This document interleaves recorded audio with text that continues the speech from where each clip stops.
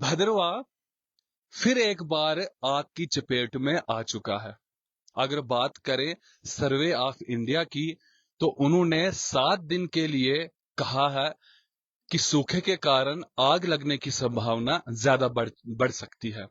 इसीलिए वन विभाग वाले पूरे के पूरे सतर्क हो चुके हैं। हमने जब डीएफओ भद्रवा से बात की तो उन्होंने कहा कि सर्वे ऑफ इंडिया ने 7 दिन का हाई अलर्ट जारी किया हुआ है कि इसके बीच में आग बढ़ने की संभावना और बढ़ सकती है। इस समय अगर बात करें तो पिछले आए दिनों कैलाड़ एरिया में और हमारे दूसरे एरियाओं में, चराला वाले एरिया में वहां के जंगल आग की चपेट में आए हुए थे, लेकिन वहां पर आग के ऊपर काबू पा लिया है। लेकिन आज की अगर हम बात करें, आज पनिज्जा जो विलेज है उसकी ऊपर वाली पहाड़ियां, वहां पर आग लगी हुई है। हम आपको यहां से दिखाने की कोशिश करेंगे।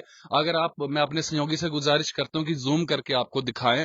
आज आप देखिए, आपको वहां पर आग धुआं दिखाई दे रहा होगा। हालांकि ऐसा है कि ऊपर आपको बादल भी दिखाई देंगे, लेकिन ये आधे से ज्यादा यहाँ पर आपको धुआं देखने के लिए मिलेगा।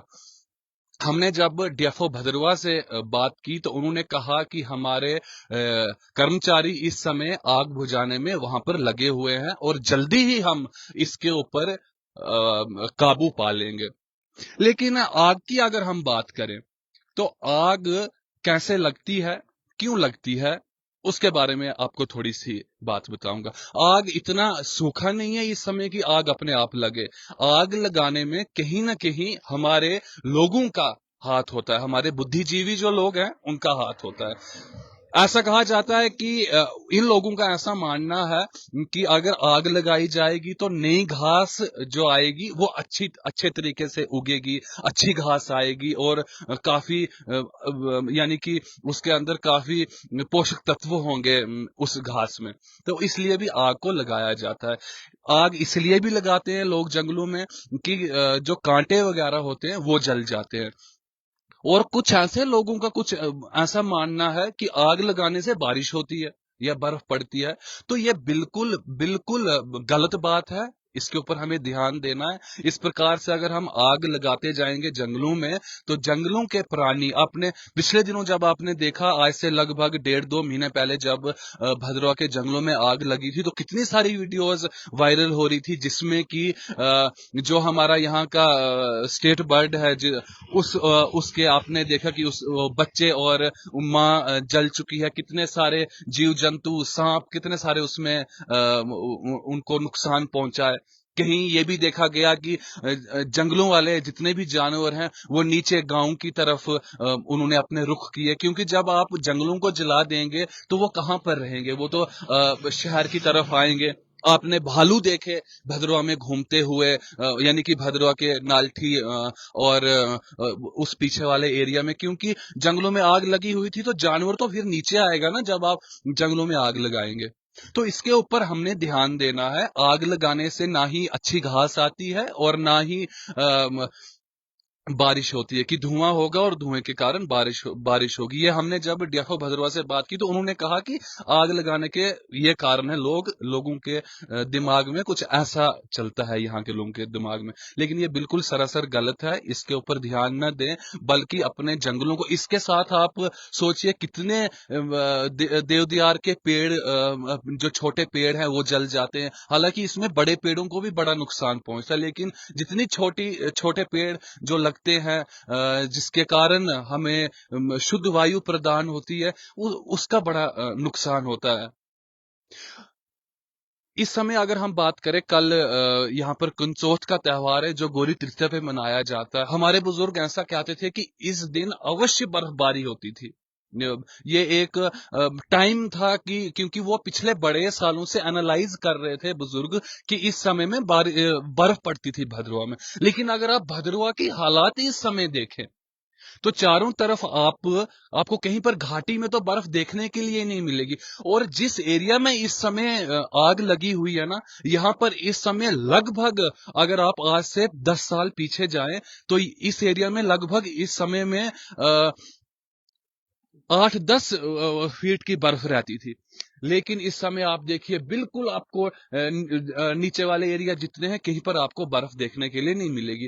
आप अगर आपको बर्फ देखने के लिए लगभग 9 सी लेवल से 9,000 फीट की ऊंचाई का जो एरिया है वहां पर आपको बर्फ देखने के लिए मिलेगी। जैसे कि कैलाश कुंड की बात करें, आशापति की बात करें, वहां पर आपको और ऊंची जितनी भी हमारी यहाँ की पहाड़ियां हैं वहां पर आपको बर्फ देखने के लिए मिलेगी। इस समय में आग लगने की संभावना तो कभी हो ही नहीं सकती थी, लेकिन कुदरत का ऐसा करिश्मा है, कुदरत कुदरत ऐसा काम कर रही है कि बारिशें नहीं हो रही हैं, बर्फ नहीं पड़ रही है, जिसके कारण हमारे जो इकोसिस्टम है उसमें भी बड़ा बदलाव देखने के लिए मिलेगा। मुझे लगता है कि आने वाले समय में इस अगले साल जो साल चल रहा है तो गर्मियां भी बढ़ेंगी, हमारे जितने चश्मे हैं, हमारे पानी के स्रोत हैं वो सूख जाएंगे अगर आप ध्यान देंगे तो। लेकिन इसके पीछे क्या कारण है, पिछले कितने सालों से क्यों बर्फ नहीं पड़ रही? इस इस पर्व पे यानी कि जो गौरी तृतीया है, कुनसोथ के नाम से इस त्योहार को मनाया जाता है, कल कुनसोथ का त्योहार है, इस पे बर्फ अवश्य पड़ती थी। और मैंने खुद अपने बचपन में देखा है 3-3 4-4 फीट बर्फ यहाँ पर पड़ती थी इस समय में। लेकिन अफसोस की बात यह है कि कुदरत ने भी और भद्रवा की अगर बात करें तो भगवान वासुकी नाग जी की भूमि है, नाग भूमि कहा जाता है इसको।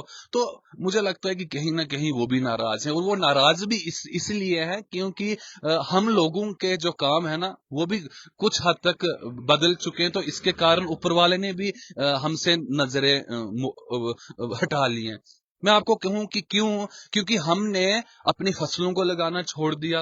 आधे से ज्यादा जमीन हमारी उसमें कोई हल नहीं जोती जाती, उसमें कोई फसल नहीं बोई जाती, क्योंकि दुकानों पर आपको राशन मिल जाता है, हर कुछ मिलता है। तो भगवान भी सोचता होगा कि चलो इनको जरूरत ही नहीं है बारिश की। लेकिन हमें ध्यान देना है अपने इस पूरे इकोसिस्टम पे कि अगर हम ऐसे आग लगाएंगे जंगलों में तो उसके उसके कारण वन विभाग को कितनी मुश्किलात का सामना करना पड़ता है।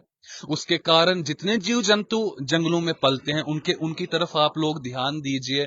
कितने जीव जंतु जल जाते हैं, कीड़े मकोड़े, सांप, बिच्छू, और आप यहाँ पर जिसको कि प्रिज कहते हैं हमारी भाषा में, जंगली मुर्गों की बात करें तो उन उन सब पे काफी नुकसान उन सबको झेलना पड़ता है और काफी कठिनाइयां होती हैं। जैसे हमारा अपना घर है वैसे ही जीव जंतुओं का जंगल घर है।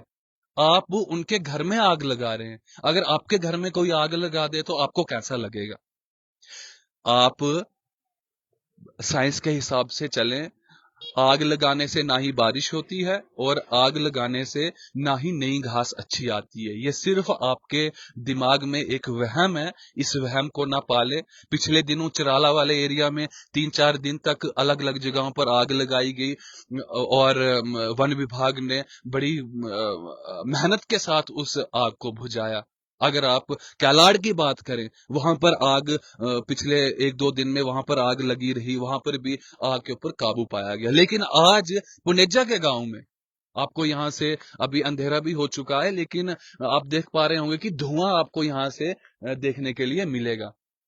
आप देख पा रहे होंगे कि इस धुएं का कारण यह है कि इस समय आग लगी हुई है और वन विभाग के लोग यहाँ पर मौजूद हैं। हमने जब डीएफओ भदरवा से बात की तो उन्होंने कहा कि हमारे जो रेंजर हैं और जितने भी कर्मचारी है वो वहां पर आग बुझाने में लगे हुए हैं। अब इस आग के ऊपर कब काबू पाएंगे, कब नियंत्रण पाएंगे, वो अब जब हमारे पास इसका हमारे पास जब उनके साथ बातचीत होगी तो फिर हम आपको दोबारा से लाइव दिखाएंगे।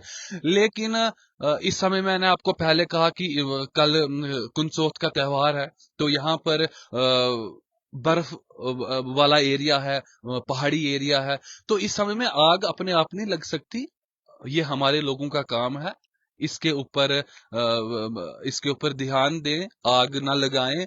और जो आपके दिमाग में जो बातें चल रही हैं कि आग लगाने से ये होगा, वो अच्छा होगा, ऐसा होगा, ऐसा कुछ नहीं होगा, बल्कि इसके साथ हमें ही नुकसान उठाना पड़ेगा। तो हमने लाजमी समझा कि आपको बताएं कि सर्वे ऑफ इंडिया ने 7 दिनों के लिए हाई अलर्ट जारी किया हुआ है। जब हमने डीएफओ भद्रवाह से बात की तो उन्होंने कहा कि मैंने अपने अपने अपने पूरे विभाग में, अपने पूरे जितना एरिया उनके पास है, तो मैंने अपने मुलाजमों को कहा है कि 1 हफ्ते तक किसी को छुट्टी नहीं मिलेगी। अगर किसी को छुट्टी चाहिए तो छुट्टी नहीं मिलेगी, क्योंकि हाई अलर्ट जारी कर दिया गया है। बने रहिए हमारे साथ और स्टोरीज के लिए। तब तक के लिए नमस्कार।